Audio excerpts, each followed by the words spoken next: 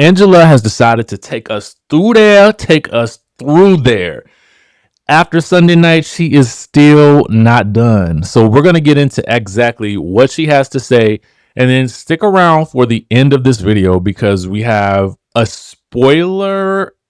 interesting spoiler discussion, okay, for Real Housewives of Atlanta that you might not want to miss. But if you don't want to be spoiled, I'm going to go ahead and tell you, do not watch after the Angela story. Okay, you have been warned. Let's get into it. So shout out to our friends over at the Bravo Shade Room. They happen to catch some either tweets or threads from Angela. Y'all know I'm not on the X, so I have no idea what's going on over there. So shout out to Bravo Shade Room and all the other outlets that have posted this. Okay, so Angela says this after the airing of the most recent episode where she does not look the best in this situation. She look like she's lying about this whole thing with George and Shamia.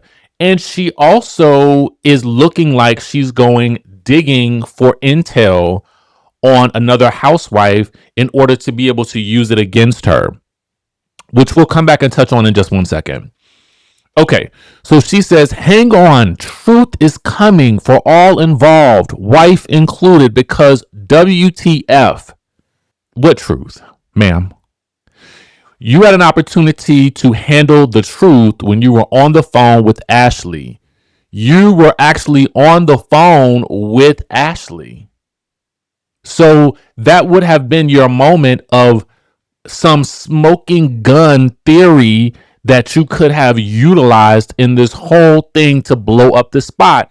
But said wife is basically not giving what you thought she was going to give. And in fact, she essentially reminded us that it was you who went asking them for info on Shamia. Then she goes on to state they would go on a 2-week break before the full story is revealed. I can take the wins with the losses. Now, I believe this is in reference to the Real Housewives of Atlanta not airing this coming Sunday. So it sounds like we will have a gap in the episode. So we've got to wait some time before we see this whole breakdown in the Shamia and Portia relationship even further. She then goes on to say, also, please go support Crash to Cash, George and Ashley's company. A private conversation got exploited and twisted and turned. They've been wanting to get on the show. You guys made it. The problem that I have here with this statement is this. When it was asked about, when Shamia asked, why are you investigating me? Shamia actually did not want to state who it was that you had the conversation with. You are the one who mentioned George's name. So you go to them and ask them for intel or mention Shamia's name to them. Then it gets back to Shamia and Shamia confronts you about the investigation. So then you bring up their name or the George guy's name. And so now we know who they are. The point of this whole situation is, Angela, you're saying that a private conversation got exploited, but you were having a conversation in private to exploit someone. So that's the conundrum here. And if they were wanting to get on the show, then you gave them the perfect inroads to do so. Then she says, facts matter. I was just having a private chat with my neighbor. It wasn't my intention to bring it to the group, and I didn't. But you did. Okay? You did. You did. Because at the end of the day, whomever it was that Shamia indicated had told her that you were investigating them, you could have deaded the conversation right there and simply stated, listen, is it true or not?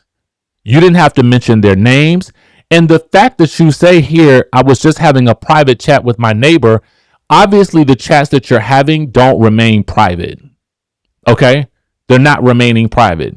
And so the thing that is also equally as bothersome is you would then risk the community relationship that you have with your neighbors, if this show went away tomorrow, it's very likely that your neighbors would still be your neighbors. Like, these are the people that you gotta see. These are the people that if the lights go out and you need to borrow some milk, like, you might have to go down the street and borrow some sugar from these people. Like, these are the people that is in the community neighborhood watch. You want to jeopardize your relationship with the people in the neighborhood community watch? No, ma'am. Okay? No, ma'am. And when you say it wasn't your intention to bring it to the group, well, it may not have been your intention to bring it to the group, but when asked about the investigation, you had a choice. When Shamia said to you, "I'm not going to mention whose name it was," and you said George, there was your moment. That was the choice. She says someone else chose to introduce it here. I assume to create the narrative that we've seen tonight. What narrative? The fact that you won't let this situation go with Shamia, the fact that you are asking all of these questions to your neighbors about it, the fact that you would even be willing to say your neighbor's name on television to out who it is that you're speaking, that you're getting information from, the fact that you would imply that your neighbor gave money to Shamia. You said this, he said that she looked so good that he had to pay her. You would then take that and turn that into, did you F the man? Okay. Okay. Truth will be revealed. Heart emojis. What's heart like here? What is heart like here? Hashtag trust the process. At this point in time, Angela, I'm just gonna let you know that because this didn't land and because it's this whole situation is so played out, we just want you to let the mouse go. So someone else saying Shamia acts like she's married the Prince of Zamunda just showed us she's jealous and why she's trying to come for Shamia's marriage. Angela then says, no, it was said because she doesn't have a marriage to come for. But just like you, she is married. She is indeed married. Right? I could see if you said respect mine and I respect yours. Simple.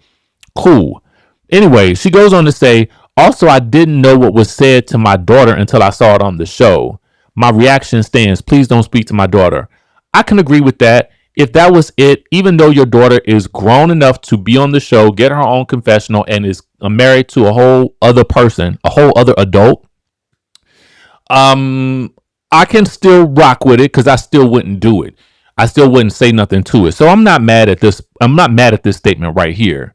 But it does feel like because your first wave of attack didn't land, you chose to now go the second wave, which is going to be your backup route, which is the daughter. And I feel like for that reason, it is a bit annoying to me, but I can still rock with her statement here. All right. Angela then says, I'll leave with this. It was brought to the group, not by me. But you are the one who told us who it was. The conversation was brought to Shamia Morton, I'm assuming with extra juice. Okay. Now, were you asking about her or not? Like point blank, period. You said that you were, so you were asking about her. Then I'm assuming she says Shamia Morton puts extra juice on it to the wife. What's the extra juice, ma'am? What is the extra juice? Did you go to find information out or not? Then question, did you then imply that the man paid Shamia and then imply that the two of them were intimate as a result of said payment? Did you not do that to your neighbor? Okay. That is the biggest gag for this for me with this is it's not that you just did this to Shamia. It is that you did this to the community of the people that you live with down the street, ma'am. Ma'am. Then she says, trust it all gets cleared up. Well, I think let's go and try to clear it up, shall we? Shout out to our friends over at No Chaser TV. And Angela says, okay, I'm going to learn one day. When? Hopefully today. Because the Crash to Cash man posts himself with Shamia and the check that presumably is for her organization or whatever charity that she was working with. And here it is right here, said payment. So, Angela, what have we learned from this whole experience? What have we learned? Hopefully something that we can take with us into the next season, because you don't need to do all this. Now, I want to go back to a point I made earlier. I said to you, we're going to come back to the point about housewives or a housewife looking up intel to have against another housewife. I'm not going to fault Angela for being the only person that's ever done this, because we know that on other shows that this has been done. We know that on other shows that there have been alleged plots to take people down. There have been all kinds of things that have occurred behind the scenes on shows. And I'm sure to a certain degree, someone would you might want to have something ready just in case somebody comes for you. I understand that. But what you also have to understand is that you, there's a bit of finesse that has to come along with this. It would have to be that the woman did something so egregious to you that you then drop the bomb, okay? That you then drop the bomb. Has she been testing you with something so egregious that then you threw this out there? But because you keep throwing out there with the wife in the basement, Atlanta Hawks and Falcons players, and now this, then you were caught up in the Phaedra situation. It makes you look like a liar, okay? It makes you look like a liar continuously. And I don't want that for you, Angela. I don't, because you work best in your natural element, okay? You work best not having to prepare a read for the girls. You work best when someone comes at you crazy and you got to let them know, and you got to check them real quick. That's your sweet spot. You have actual story. You have things going on in the home. You have stuff to work with. You have meat and potatoes. And quite frankly, when you said that you were the least represented person in the group, you know that wasn't true. And also, too, the great thing about you is you never needed it. You never needed representation, because we enjoy you for simply standing on your own. Not all of these shenanigans that you keep finding yourself in the middle of. And they just keep progressively getting worse. So I don't know. Just stop. Just stop. Okay? Just please stop. That would be the best bet right here. Now, I'm getting to the spoiler conversation. If you do not want to know this information, turn back now. You have been warned, so you cannot come in the comments and complain. Okay? Now, if you guys were watching the Monday Night Live with Carlos King, Dustin Ross, Claudia Jordan, and our girl Jasmine Henley Brown, then you may have missed this. But what was said by Claudia is that allegedly someone on the right side of the couch is expecting. Okay?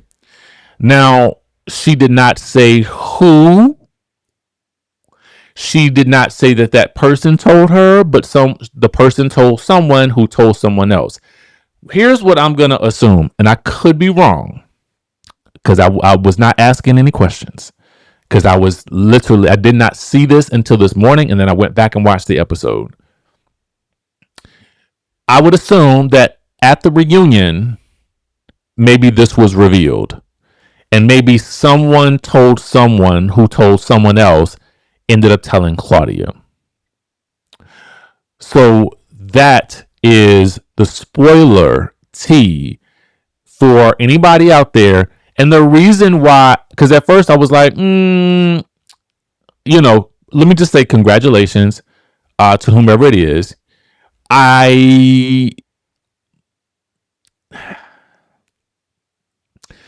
was kind of like, oh, Claudia, I don't know about this one, babes. I don't know about this one, babes. Because I would assume that a lot of times the woman would like to be the person who ends up speaking about it. But it's out there already. So I felt like, because it's already been stated and so many people watch Monday Night Live, like the views are always crazy. A lot of you already knew about this. But again, Claudia did not reveal who. So it is left up to you to try to figure that out.